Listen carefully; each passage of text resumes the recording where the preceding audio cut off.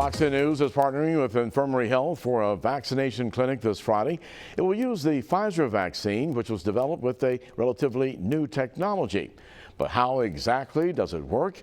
Investigative reporter Brendan Kirby explains. Historically, vaccines have involved injecting a killed or weakened form of a virus or other harmful microorganism into the body to prime it to recognize and fight the real-world pathogen. But the COVID-19 vaccine offered by Pfizer that will be used on Friday takes a different approach: messenger RNA or mRNA. The Moderna vaccine uses this same technology. Those vaccines use genetic information stored in mRNA to produce the spike protein of the virus that causes COVID-19. It works like this. The vaccine contains delicate mRNA molecules wrapped in oily bubbles called lipids that prevent them from falling apart. They collide with the body's cells, releasing the mRNA inside them. The vaccine uses the body's own cells to produce part of the spike proteins that we've seen so many times from the illustrations of the coronavirus. When the immune system sees the spike protein, it develops both short and long-term responses.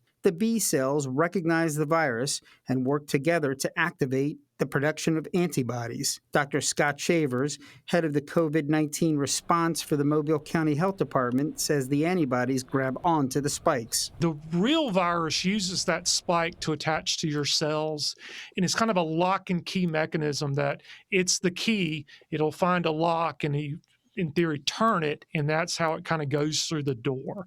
Longer term, memory B cells remain on alert. If the coronavirus does show up and infect a cell, the immune system produces killer T cells that go on a search and destroy mission to directly eliminate any infected cells before they gain a foothold in the body. The advantage of mRNA vaccines is that there's no chance of contracting the virus, since the body is producing only a piece of the spike, not the actual virus. Dr. Paul Gephardt, a vaccine expert at the University of Alabama at Birmingham, compares it to teaching someone to recognize a car by showing him the keychain. So if you show me your car keychain, I can most likely tell you what make of car you're driving.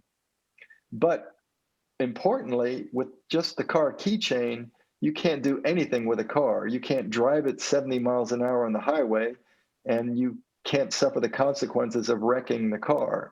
Just how long the long-term immune response is isn't known for sure. So far, people who have been immunized have kept these antibodies, but that's a matter that's under study. Brendan Kirby, Fox 10 News.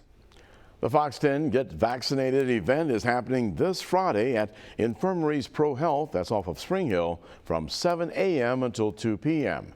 The vaccine is free and folks are welcome to walk in.